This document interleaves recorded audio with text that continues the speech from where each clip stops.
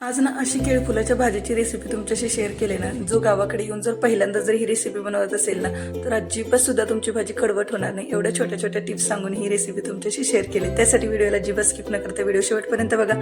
आवडला तर एक लाईक करा, चॅनलवर नवीन असाल तर सबस्क्राईब करायला विसरू नका. नमस्कार मंडळी, मी प्रियांका आणि तुम्हा सर्वांचं प्रियाज पुढीमध्ये मनापासून स्वागत. चला तर करूया रेसिपीला सुरुवात. तर इथे बघा, मी ना 2 केळफुलं घेतलेली आहेत. तर तुम्ही कितीही घेऊ शकता, 1 घ्या किंवा 2 घ्या. तर आता माझ्याकडे 2 अवेलेबल होती म्हणून मी 2 वापरलेत.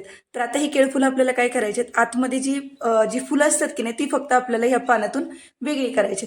तर काय करायचं, केळफुल जर तोडलं ना की ते लगेच वापरायचं त्याच दिवशी. म्हणजे जनरली जर तुम्ही सकाळी तोडून आणलं ना, तर एक तुम्ही दुपारपर्यंत किंवा एक 5-6 तासामध्ये वापरलं तरी चालेल. जास्त वेळ ठेवलं तर काय होतं, मग ते काळं पडतं, मग ते नाही वापरायचं तसं. आता मार्केटमध्ये येतात ना, ते जर जास्त दिवस म्हणजे ज्या दिवशी तोडून आणले असेल त्याच दिवशी जर तुम्ही बनवायला घेत असाल ना, तर ते काळं नाही पडणार, ते वापरू शकता तुम्ही. तर आता काय करायचं, ह्या कमळामधून ना आपल्याला फक्त नाही ही पानं वेगळी करायची आणि ही जी फुलं असतात की नाही आतमध्ये, आता ही बघू शकता, ही जी फुलं मी तोडते की नाही, ही फुलं फक्त आपल्याला ह्याच्यामध्ये वापरायचे.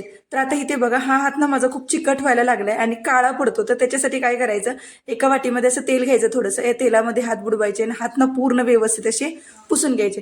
तर तुम्ही ह्या भाजी बनवताना जे काही वस्तू वापरणार असाल ना, त्या सगळ्या वस्तूला तेल लावून घ्या. चाकू वापरणार असेल, कापायला वापरणार असेल, काहीही वापरत असेल त्याला तेल लावून घ्यायचं, जेणेकरून हात काळा पडणार नाही, ती वस्तू काळी होणार नाही, फक्त एवढ्यासाठी.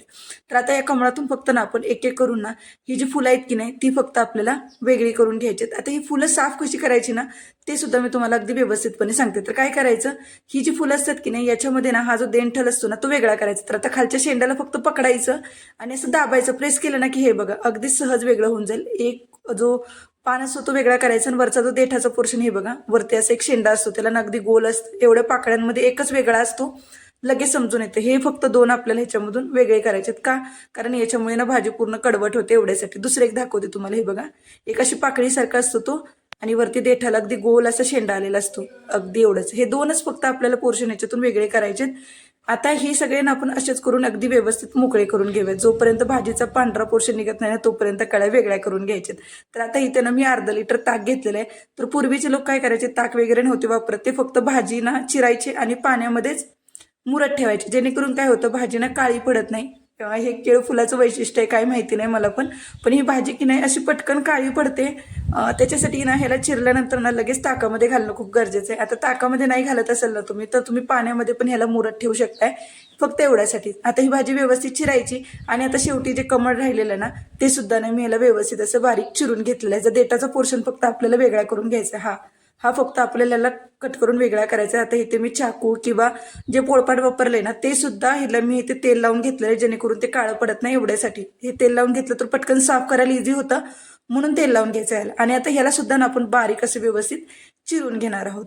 तर आता हे वेगळे सगळे चिरून झालेले आणि हे बघू शकता ताकामध्ये सगळे मिक्स केलेले आहे. आता ताकामध्ये ह्याला मिक्स करून आपल्याला एक 10 तासांसाठी फक्त ठेवायचं आहे. तुमच्याकडे वेळ असेल त्यानुसार ठेवा. सकाळी जर घालत असाल, संध्याकाळी भाजी बनवायची, 8 ते 9 तास, जास्तीत जास्त 10 तास तुम्ही ह्याला व्यवस्थित असं मुरत ठेवू शकता. आता रात्री बनवते त्यासाठी 10 तास मी ह्याला मुरत ठेवून दिलेले. आता दुसऱ्या दिवशी सकाळी की नाही, आता इथे कढई घेतलेले आणि जी भाजी होती की नाही, हे बघा व्यवस्थित चिरून घेतलेली, टोपामध्ये व्यवस्थित असं ताकामध्ये मुरत ठेवलेलं.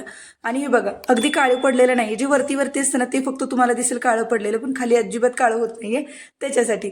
आणि ह्याला जो आंबटपणा असतो ना, तो सुद्धा ह्याच्यात निघून जातो. फक्त काय करायचं, ह्याला व्यवस्थित असं ताकामधून आपल्याला पिळून घ्यायचं. याच्यामध्ये जो पण ताकाचा अंश असतो ना, तो फक्त आपल्याला इथून वेगळा काढून घ्यायचा आहे. व्यवस्थित असं पिळून घेतलं की भाजी ना आपल्याला फक्त या कढईमध्ये काढून घ्यायची. हे बघा अगदी व्यवस्थित सगळं ताकातून पिळून घेऊन आपण कढईमध्ये काढून घेतलेली आहे. आता काय करायचं, हे जी कढईमध्ये जी भाजी काढून घेतलेली आहे ना, तर याच्यामध्येच ना आपल्याला भरपूर असं पाणी घालायचं. ही भाजी आपल्याला इथे शिजवून घ्यायची. सगळ्यात पहिला मुद्दा काय असतं, केळफूल एखादं कडवट असतं, एखादं कडवट नसतं. शिजवून घेणं सगळ्यात बेस्ट आहे. शिजवून घेतलं तरी तुमची भाजी अजिबात कडवट होणार नाही. जे कडवट असेल तरी पण आणि नसेल कडवट तरी पण. गॅसवरती कढई गरम करायला ठेवलेली आहे. कढईमध्ये आपण अगदी थोडंसं मीठ घालूयात, म्हणजे अर्धा छोटा चमचा इतकं मीठ घातलेलं आहे आणि अर्धा छोटा चमचा इतके आपण ह्याच्यामध्ये हळद घालूयात. आणि हळद घातली ना की ह्याला परत एकदा व्यवस्थित असं आपल्याला मिक्स करून घ्यायचं, जेणेकरून ना याच्यामध्ये जो पण काही कडवटपणा असतो ना, तो निघून जातो आणि भाजीमध्ये जो काळसरपणा आलेला असतो ना, तो सुद्धा पटकन वेगळा होतो. आता ह्याला एक 15 मिनिटांसाठी शिजवून घेतलेला आहे. 15 मिनिटं सहज लागतात. लो टू मिडियम फ्लेमवरती याला शिजवून घ्यायच्यावरती झाकण ठेवून जरी शिजवलात ना तरी पण चालेल. आता ही भाजी शिजली कशी ती चेक कशी करायची हे बघा. असं एखाद्या डेट ना तुम्ही तोडून बघा. अगदी पूर्ण वेगळा होत असेल ना तर समजून जा की पूर्ण व्यवस्थित अशी तुमची भाजी शिजलेली आहे. इथपर्यंतच आपल्याला ह्या भाजीला व्यवस्थित असं शिजवून घ्यायचंय. अगदी इथपर्यंत शिजवून घेतलेलं. आता काय करायचं, इथे बघा ही भाजी एका साईडला ठेवली, दुसरीकडे ना मी एक चाळण घेतले. चाळणीच्या खाली एक मोठासा टोप ठेवलेला आहे, जेणेकरून ही भाजी व्यवस्थित अशी आपल्याला ह्याच्यामध्ये नितळून घ्यायची आहे चाळणीवरतीच, जेणेकरून या भाजीमध्ये जे पण पाण्याचा अंश असेल तो निघून जाईल. तर ही भाजी घेतली. आता याच्यासाठी आपल्याला एक मध्यम आकाराचा टोमॅटो घेतलाय जो बारीक चिरून घेतलाय. एक कांदा होता मध्यम आकाराचा बारीक चिरून घेतलेला आहे. पाव छोटा चमचा मोहरी घेतलेली, अर्धा छोटा चमचा जिरे घेतलेले आहेत, एक छोटा चमचा लाल मिरची पावडर घेतलेले, 2 छोटे चमचे घाटी मसाला घेतलाय आणि चवीनुसार मीठ. अगदी थोडंसं मीठ घ्यायचंय कारण अगोदर सुद्धा आपण मीठ वापरलेलं आहे, त्यासाठी बेताने घाला. आता गॅसवरती कढई गरम करायला ठेवलेली आहे. कढई गरम झाली की लगेच याच्यामध्ये आपल्याला ना अगदी थोडंसं तेल घालायचंय. म्हणजे ना 1.5 मोठा चमचा इतकं जरी तुम्ही तेल याच्यामध्ये घातलं ना तरी पण चालेल. तेल गरम झालं की लगेच आपण याच्यामध्ये मोहरी घालूयात. मोहरी मस्त तडतडली की लगेच लगोलग याच्यामध्ये जिरे घालून घ्यायचे. जिरे घातले की लगेच याच्यामध्ये कांदा घालून घ्या आणि कांदा सुद्धा आपल्याला नाही ते हलकासं भाजून घ्यायचा, जोपर्यंत कांद्याचा थोडासा ब्राउनिश कलर येत नाही ना तोपर्यंत. तर कांदा सुद्धा व्यवस्थित भाजत आला की लगोलग याचे टोमॅटो घालून घेऊयात. आता टोमॅटो सुद्धा ना आपल्याला फक्त नरम करून घ्यायचा आहे. टोमॅटो पटकन भाजला जावा याच्यासाठी आपण जे मीठ घेतलेलं ना त्यातलं अगदी थोडंसं मीठ आपण इथे घालून घेतोय. अगदी थोडंसं मीठ घाला, राहिलेलं मीठ आपण नंतर घालूयात. आता ह्याला ना परत एकदा व्यवस्थित असं आपण इथे मिक्स करून घ्यायचं. आणि आता याच्यामध्ये ना आपण जी भाजी शिजवून आता हा जो टोमॅटो आहे ना तो पहिल्यांदा आपल्याला नरम करून घ्यायचा. अगदी इतकासा नरम केलेला, जास्त टोमॅटो शिजवायचा नाहीये. आता लगोलग याच्यामध्ये ना घाटी मसाला घालायचा आणि कश्मीरी मिरची पावडर, जी आपण लाल मिरची पावडर घेतली ती इथे घालून घेऊयात. आणि ह्याला परत एकदा व्यवस्थित असं मिक्स करायचं. आणि इथे जर तुम्हाला वाटत असेल ना मसाले करपतात, अगदी थोडंसं पाणी शिंपडलं तरी चालेल. आणि लगोलग याच्यामध्ये जी भाजी आपण नितळून घेतलेली ना ती भाजी आता याच्यामध्ये आपण इथे घालून घेऊयात. आता भाजी घातली ना की लगेच आपण ह्याला ना व्यवस्थित असं मिक्स करणार आहोत. लगोलग ह्याला मिक्स करून घेऊयात. व्यवस्थित असं मिक्स करून घ्या. ह्याच्यामध्ये पाणी नाही ठेवलं तरी पण चालेल, कारण ह्या भाजीमध्ये ना नितळून घेतल्यानंतर पण पाण्याचा अंश थोडासा असतो. आणि आता ह्याच्यावरती भरपूर अशी कोथिंबीर घालायची आणि ह्याला परत एकदा मिक्स करून घ्यायचं. आणि आता इथे मी गॅस बंद करून घेते. बघू शकता भाजी बनवायला जास्त वेळ नाही लागत, अगदी फटाफट अशी भाजी तयार झालेली. आता हिला आपण सर्व करून घेऊयात.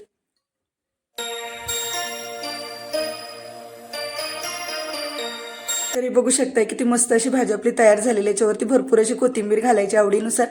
अगदी भाजी तयार झालेली. तुम्ही एकदा करून बघा. तुम्हाला व्हिडिओ कसा वाटला मला कमेंट करून एकदा नक्की सांगा. ह्या पद्धतीने तुम्ही पण गावी आल्यानंतर ही भाजी एकदा ट्राय करून बघा.